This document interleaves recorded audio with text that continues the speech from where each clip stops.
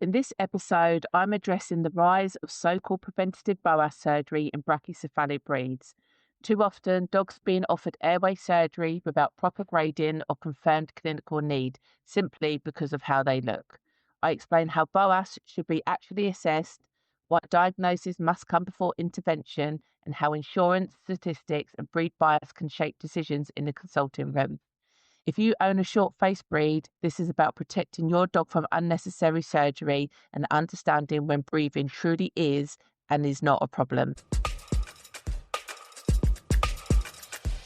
Welcome to the Bulldog Owners Podcast, where I host a passionate conversation about pedigree dogs. I'm Sarah, and here we cut through the myths and misinformation to talk honestly about life with Bulldogs.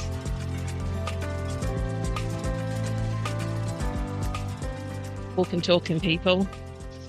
For once, I'm going to look like a proper lunatic because I've got a coat on, haven't got a hoodie on, haven't got a body warmer on, because spring has sprung in the UK. I'm not quite sure whether it is the real spring, but I've got sunglasses on. There is a suspicious yellow ball in the sky, which I believe is the sun. And there's no clouds. We've got blue sky. And obviously, we've had so much rain, everything is super, super green. So it's a nice time of year. And I talk about the weather because that's the British thing to do. That's what we do.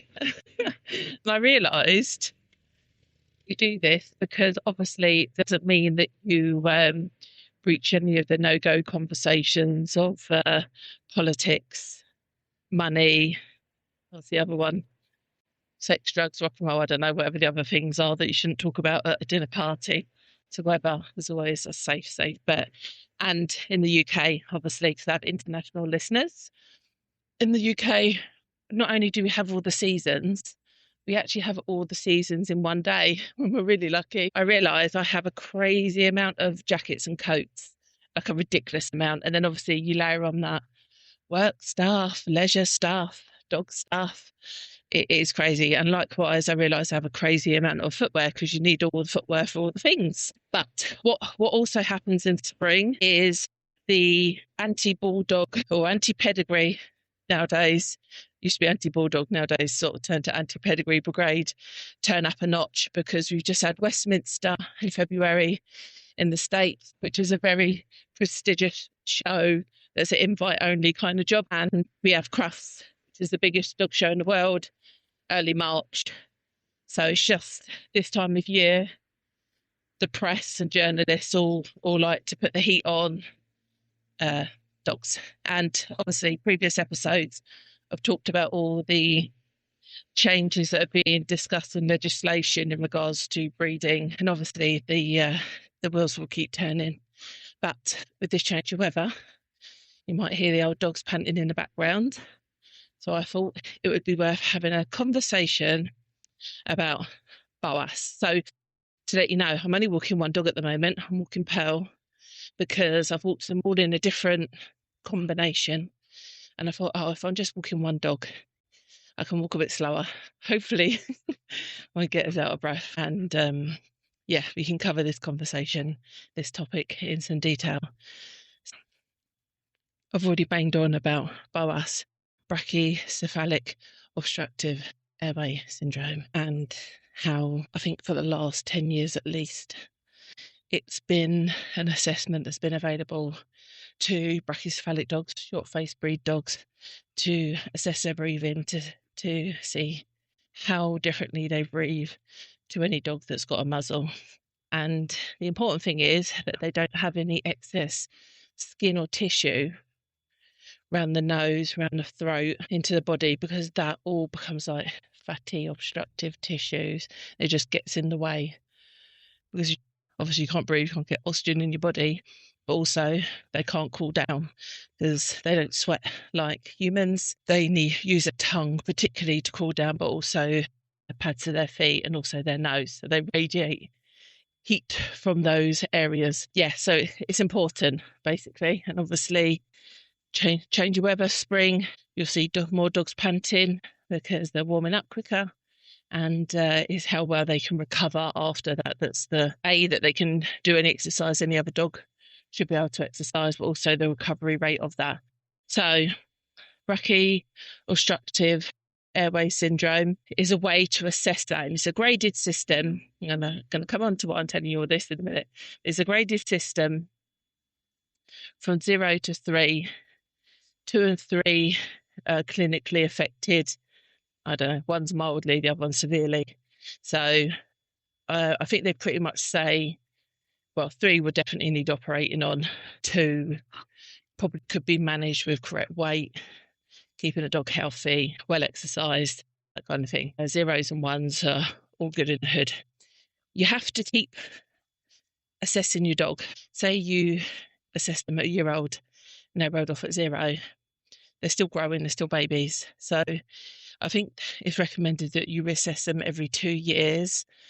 But if you were to follow the health testing scheme in the UK, you wanted to go for the gold level, you can't do that till 2 years. So you would have done it at 1 year to get your bronze or silver. And then you'd be back 12 months later to do your gold. And then every 2 years after that point, or obviously you can do it sooner than that if you wanted to. There's no stopping you. How was it done? When it was first introduced, it was a case that you put the dog in a chamber, and I guess it was all pressurised, and they measured the breathing rate. Then you have to go and do some vigorous exercise. Well, the dog does, and you have to go with it. And then you put it back in the chamber, you see what the difference is, and then you see what the recovery rate is. Now, because this chamber is quite a specialist bit of equipment, and to make it accessible to everybody, they said, if you want to do the chamber, you can. But what we'll do, any vets that want to get involved, they can take her training and then they can assess the dogs without the chamber. So it's a case of they listen to the clarity of breathing before exercise with a stethoscope. And then you do some vigorous exercise. I don't know what it is, but it's quite full on. It's walking at a very fast pace for quite a long amount of time. I say long, like, I don't know, it could be 3 minutes, 5 minutes. It's not a ridiculous amount, but it's a quick energy activity from 0, basically. And then you run your circles around the car park or wherever you're doing it. Then you go back to the assessor, and then they listen to the throat again and see what they can hear different from when you left off, basically. And then depending on how much interference they hear, then they will grade you accordingly. So you kind of hope 1 and 0 is your max you're going to get. Now on the form, they do write down about time of year it's done, because as you would expect, winter scores are probably going to be lower than summer scores. And they also put about the weight and body condition of the dog, because that will also, if too heavy, will negatively impact your result. So like trying to get a holistic picture. Literally this week, Kennel Club, so it's only really a few breeds. It started off in Bulldogs, up to French Bulldogs, or it hit both of those at the same time, saying that, anyone that's a reputable breeder, this definitely should be at least doing this. And it's crept in now, obviously, that the Bulldog Breed Council, we have a whole scheme. I know in America, they do have a whole health testing scheme as well, which is acknowledged that BOAS grading is part of that. You might see it as a RFGS, which is a respiratory function grading scheme. I say BOAS, but yeah, it's the same thing, basically. But the Kennel Club just announced that they're spreading it out to more breeds, which I quite like this, like, spread of pedigree dog hate.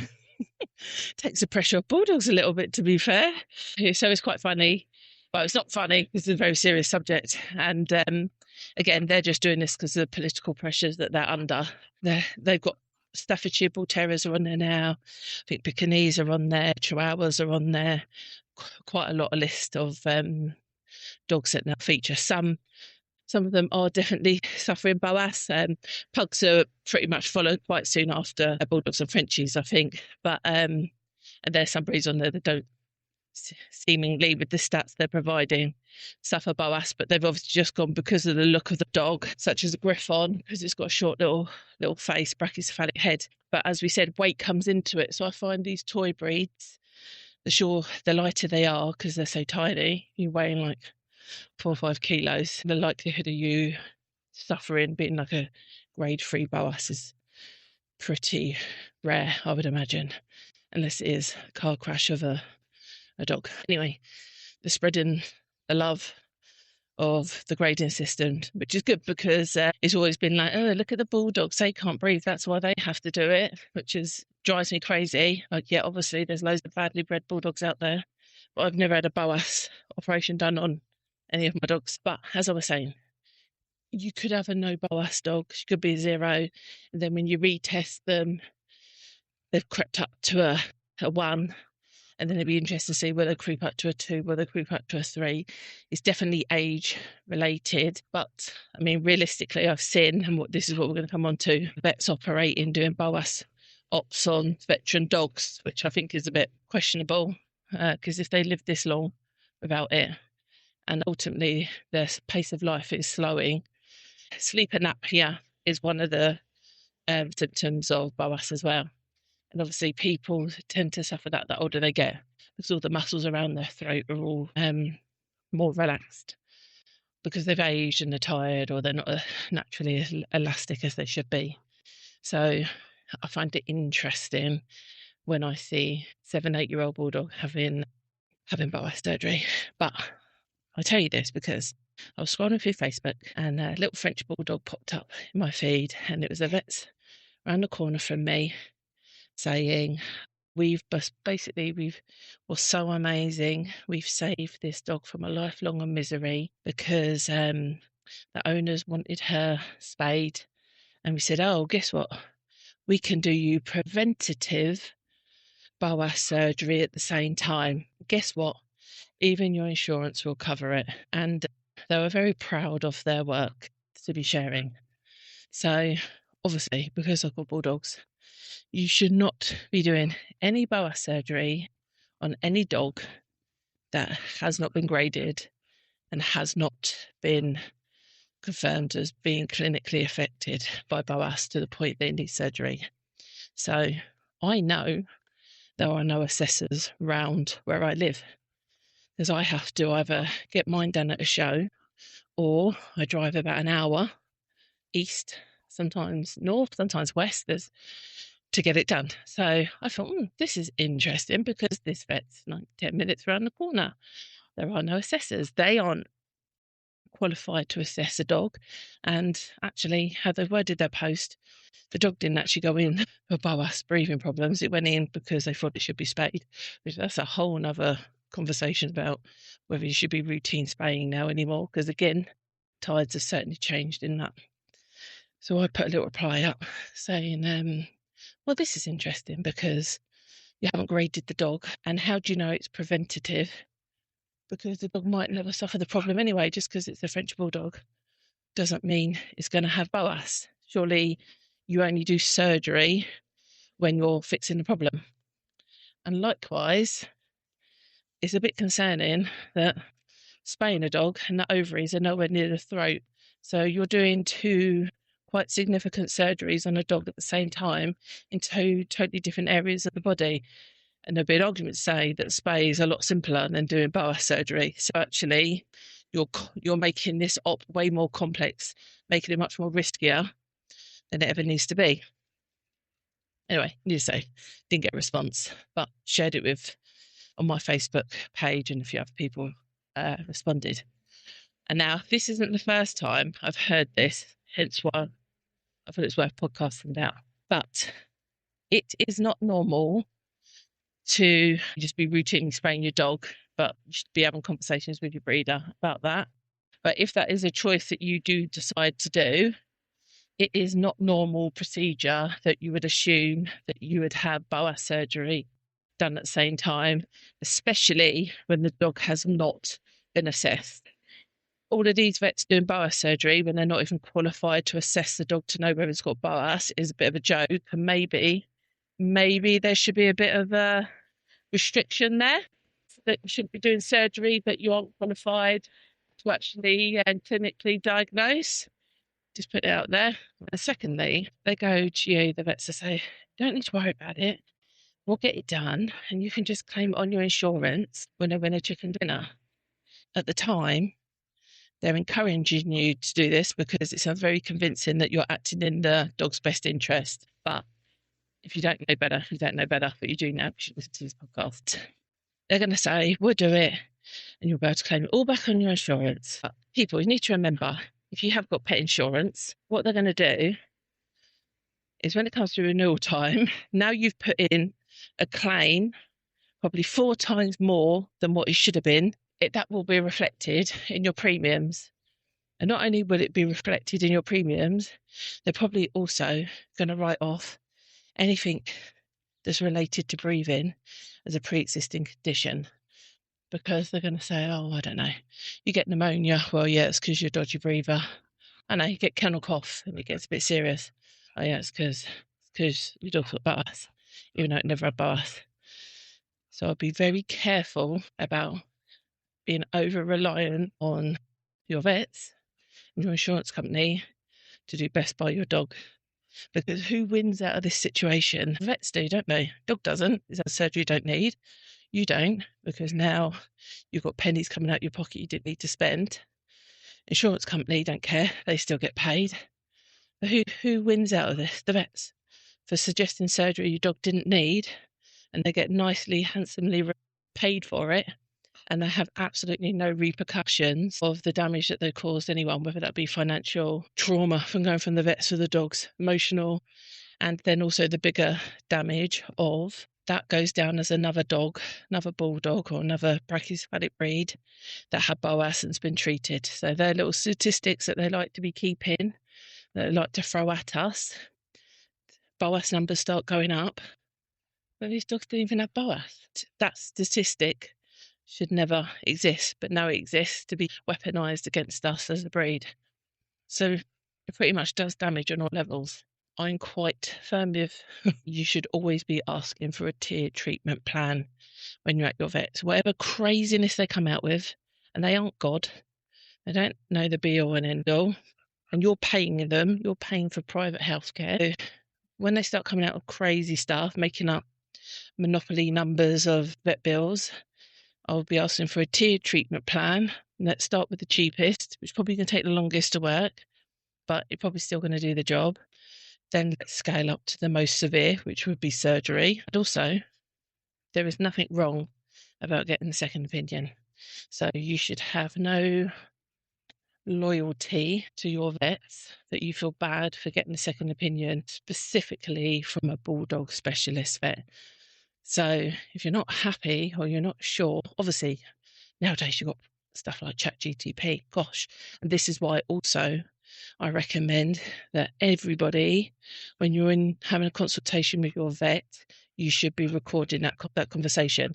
I won't be doing it secretly. I'll just be saying, just so you know, I'm just going to record this interaction because I need to make sure that I understand everything you say, because sometimes it's not always clear, or my understanding might be wrong to what your intent is.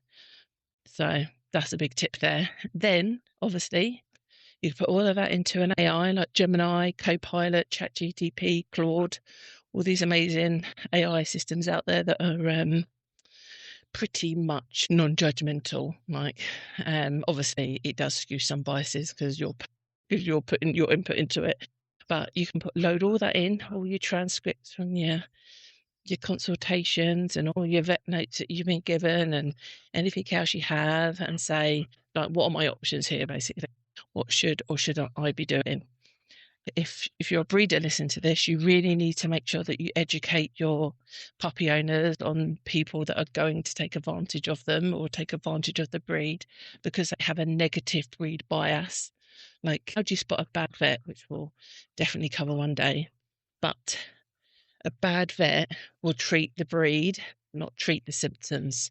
A good vet, I don't care what breeds walk through the door, they're going to ask a load of questions and find out the symptoms and then treat the dog in front of them. They're not going to treat them as a breed. And so, for instance, I had one of my owners say, oh, one of the dogs has got a snotty nose. So well, that's a bit weird. Sounds a bit like allergies, if anything. So they're taken to the vet, getting checked over because it's not typical. Off they went.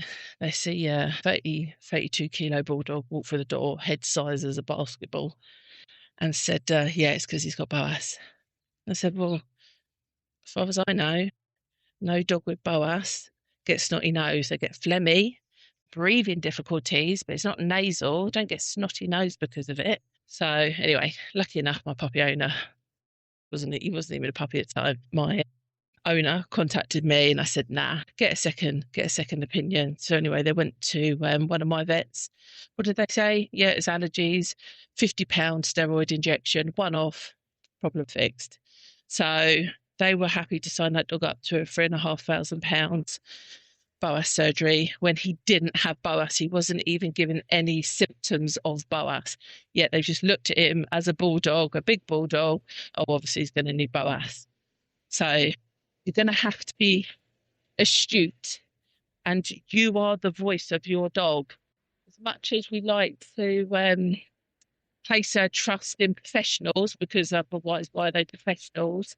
They have opinions, they have judgments. They've been educated a certain way as well, which can sometimes impact their opinions. And so it's your job to represent your breed and not to get washed along with them assuming some of the conditions on your dog. So I just wanted to give you a little mini update, a little bit of advice and guidance when it comes to vets, and in particularly BOAS, because breathing is the biggest concern that puppy owners have. When they contact me, it is one of the biggest concerns people have is about bad breathing. And I think even just having this underlying concern, then if your vet almost like backs up a concern that you have, then obviously you're gonna get a bit carried away with it, or potentially get a bit carried away with it all. But as I said, record stuff. If in doubt, I'll use an AI. If in doubt, get a second opinion. If in doubt, ask for a tiered treatment plan. Don't be rushing anything unless it's blatantly obvious. You know, you literally got a dog in front of you that can't breathe. You're looking at it thinking, I'm scared to take it out. I'm scared to do this. I'm scared to do that. Then obviously it is a serious case. But in my opinion, preventative BOAS surgery should not exist, should not even be something offered to anybody that owns a breed, because unless they've been correctly assessed, they shouldn't be having surgery.